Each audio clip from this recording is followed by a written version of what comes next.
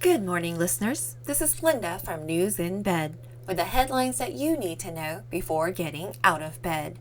Today is Tuesday, January 26, 2016. Here's our top story. The Treasury Department recently announced a new initiative that requires title insurance companies to identify cash buyers of luxury properties in Manhattan and Miami that are made through shell companies. Currently, buyers can hide their identities by purchasing a property through a limited liability company or other entities that can prevent their names from being attached to an address.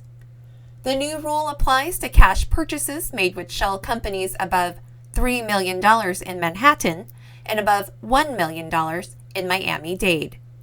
The new rule is aimed at preventing money laundering, according to a press release from the Treasury Department's Financial Crimes Enforcement Network.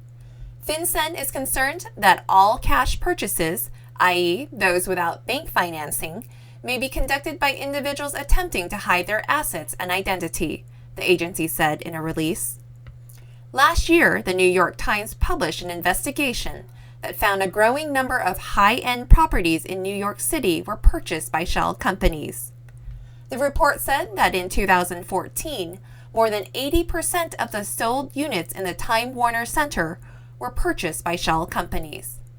The concept isn't new, said Jonathan Miller, president of real estate appraisal and consulting firm Miller Samuel in New York City.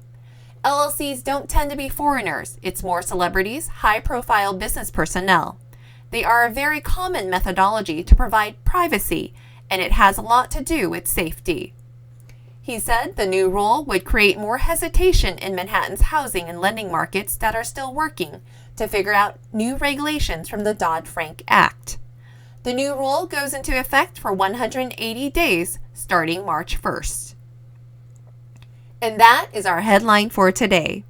Thank you for listening, and we'll see you again tomorrow.